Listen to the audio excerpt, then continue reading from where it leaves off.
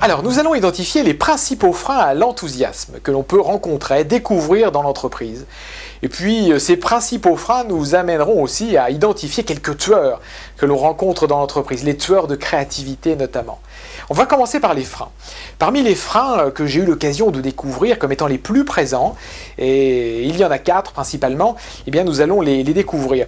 Quelques signaux d'alerte devraient d'ailleurs vous amener à considérer si ces freins sont présents chez vous plus ou moins dans vos organisations. Premier signal d'alerte, eh bien c'est la faible communication. Et notamment la faible reconnaissance.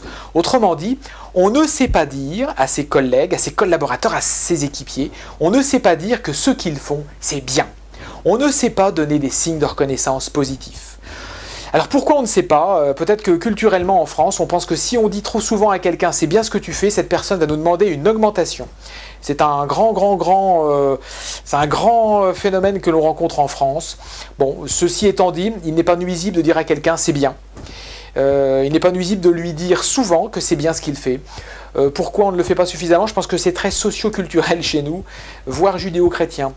Il est très limitatif de dire à quelqu'un qu'il ne doit bien faire son travail que parce qu'il est bien payé pour cela.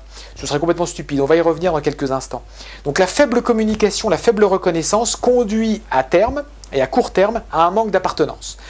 J'agis, mais bon, je perds de vue l'envie d'appartenir à, voire même l'envie de fierté. Et ça, c'est assez grave. Et la faible communication qui ramènera aussi une faible reconnaissance, eh bien, sera révélée d'ailleurs dans la capacité qu'auront les gens, hors de l'entreprise, à parler de leur activité. Notamment avec leurs amis, leur famille. Et si quelqu'un leur demande ce qu'elles font dans leur vie, ces personnes-là diront « je travaille ». Je fais ceci, je suis chez machin, mais elles seront limitées dans leur description de leur poste de travail.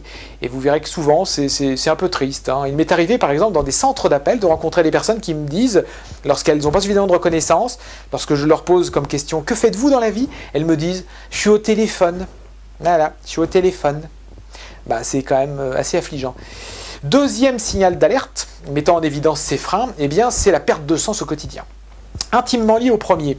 Si je ne suis pas suffisamment reconnu, eh bien évidemment qu'au quotidien, je perds du sens au quotidien. Le fameux pourquoi. L'habitude et la routine s'installent. Tous les jours, j'ai l'impression que je fais la même chose. Et c'est la chute du plaisir. Donc ça, on verra que c'est un des éléments essentiels à surtout éviter lorsqu'on veut entretenir l'enthousiasme, la chute du plaisir. Lorsque l'habitude et la routine sont trop souvent présentes, eh bien, on est devenu trop prévisible. On est dans un monde tellement prévisible que c'est habituel et routinier. Et je perds du sens au quotidien. Reprenons un exemple issu d'un service client. La perte de sens au quotidien, c'est par exemple d'identifier une file d'attente client comme étant de gens qui attendent. Et on oublie que derrière chaque personne, il y a un petit cœur qui bat avec un client. On perd de vue la réalité et l'importance que l'on devrait donner au client. Troisième signal d'alerte, eh bien, c'est territoire et pouvoir. Celui du territoire et du pouvoir, il y a un manque de transversalité qui se ressent. Ça veut dire quoi? Ça veut dire qu'on ne partage pas. On a l'impression d'exister dans l'entreprise par ce que l'on connaît, par ses compétences. Donc on ne partage pas. On essaie de devenir une personne clé. Moi je suis là, je sais que je sais ceci, et justement c'est ce qui un peu me protège. Donc on ne partage pas. Il n'y a pas de transversalité. Ce sont des personnes qui freinent pour participer à des groupes projets. Ce sont des personnes qui n'ont pas envie de faire ceci avec d'autres dans tel ou tel service. Parce que, non. Et elles estiment, ces personnes, qu'elles ont un certain pouvoir parce qu'elles savent. Donc ce sont des personnes qui ne partagent pas, qui ne brillent pas par leur communication et l'ouverture. Quatrième signal d'alerte que j'ai rencontré, c'est l'apport du lendemain. C'est probablement ce quatrième signal le plus fortement présent dans bon nombre d'entreprises en France. De quoi demain sera fait? Alors cet aspect des choses conduit d'ailleurs les personnes à un paradoxe. On ne sait pas de quoi demain sera fait, mais on espère trouver une stabilité extrême.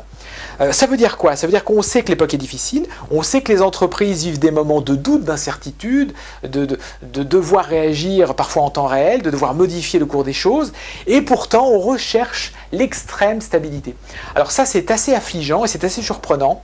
Bon, d'un autre côté ça se comprend tout à fait, on espère tous pouvoir obtenir un travail avec une certaine stabilité, une capacité d'avancement, de devenir, etc.